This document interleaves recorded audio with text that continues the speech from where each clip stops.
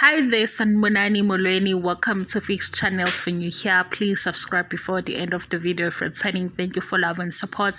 I appreciate you. Ngicela ukucacisa kade ngagcina ukwenza ama-video, so ngibuyele emuva kule channel because kunendlela engenza ngayo ama-reviews, so ezinye izinto kufanele ukuthi ngiyiphinde. Also i-TV show engikhuluma ngayo baphinda into eyodwa ngendlela ehlukile. Kuyabonakala lokho kwabanye abakuboni. Lana-ke ngizokukhombisa indlu kaMakhumalo, umndeni kaMakhumalo. Siyakhumbula ukuthi uMpilo simbone esamncane sahamba isikole, kwaba udaba lakhe noMakhumalo nomndeni wakaMampilo.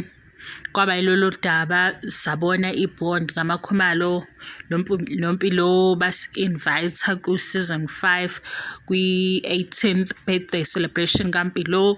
uMpilo manje useno-21, use-university, usewusisi omncane okhulile. Ilokho-ke bengizotshela khona ukuthi osekushintshile njengoba nje season 7, because ngiyenza ukuthi indlu nendlu yini esi-different sukela siqala ukubazi. Kungazwakala-ke ngathi ngiphinda into eyodwa kofikayo kule channel noma ongafiki, kodwa iyona ndlela engenza ngayo. Siyabonga umsebenzi owenziwe uMakhumalo. Ngihlezi ngisho ngithi mhlampe kwizibonelo zomama bakhulisa abantwana abangabona babo o-step mom, kwi-top 5 uMakhumalo ukhona, because ukuba basitshelanga ukuthi uMpilo akusiyena owakhe ngqo, ngaba sazi ngoba sibona umntwana amthandayo noMpilo futhi uyakhombisa ukuthi uyamthanda uMakhumalo, uma wakhe nje impela. Le video-ke bengizokubonisa uMakhumalo noMpilo, also umsebenzi awenzayo noma awenzile ngoMpilo mkhulu kakhulu.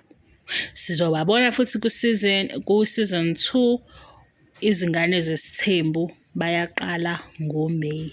Silindele ukubona ukuthi yini ehlukile ezolethwa uMpilo kule show, ngoba kule season ephelile ubemva kwey'ngane zakubo, ubesemva kaMpumelelo. Bonke nje bebesemva kaMpumelelo because i-show ivele yadliwa uMpumelelo noVuyokazi. Ngiyabonga i-support guys, nisupporte nabanye. Thank you, bye.